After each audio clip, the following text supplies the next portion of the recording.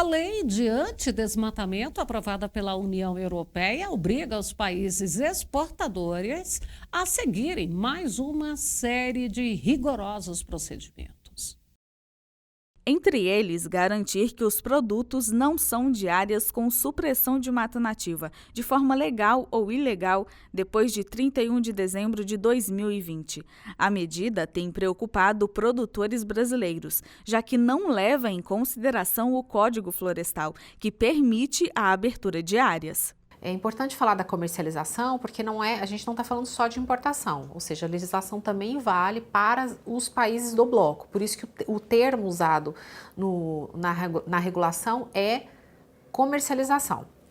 Essa legislação ela alcança, neste momento, 7 cadeias, então são soja, carne bovina e couro, borracha, óleo de palma, café, soja, madeira e móveis. A lei coloca 3 requisitos para a entrada de produtos. Um aborda a supressão de áreas nativas. O segundo trata da garantia de cumprimento de legislações locais, como trabalhista e social. Já o terceiro deve acompanhar uma declaração de diligência devida. Essa questão da diligência devida é um processo, na verdade. Parece que é um statement ou só um papel, mas ele é o final, essa declaração é o final de todo um processo de diligência devida que a legislação pede.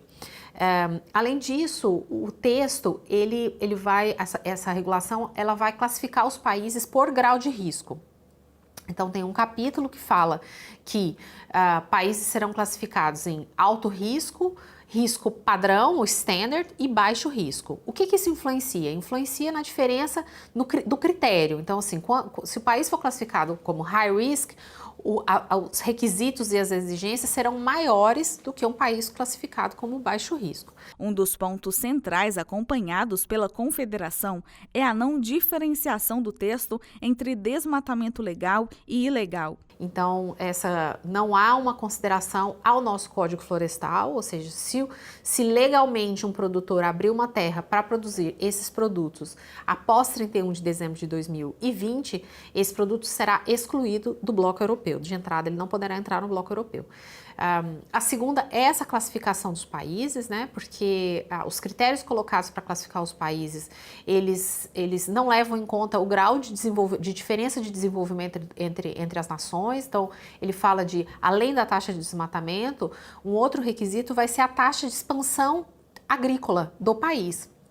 Ou seja, países como o Brasil, Indonésia, Malásia, que têm uma história de desenvolvimento diferente da história, por exemplo, dos europeus, nesse quesito eles serão extremamente prejudicados. Outro ponto levantado é o possível aumento do custo que o produtor pode ter. A agricultura brasileira, a agropecuária brasileira é extremamente sustentável em termos de práticas. A preocupação que a gente tem é com o custo da comprovação. Então, se vai ser certificação, não vai ser certificação, vai precisar botar uma terceira pessoa no meio, não vai precisar, documentação, georreferenciamento.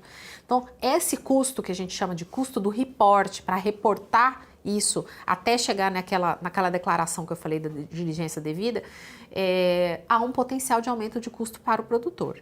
Além dos 7 produtos já inclusos na lei, o texto ainda prevê a ampliação de outras cadeias produtivas. Em termos de cadeias mais impactadas, a preocupação maior, por causa do volume representativo, é com café e com soja, né? Café, 51% do que a gente exportou no ano passado, o Brasil exportou no ano passado de café, teve como destino o bloco europeu.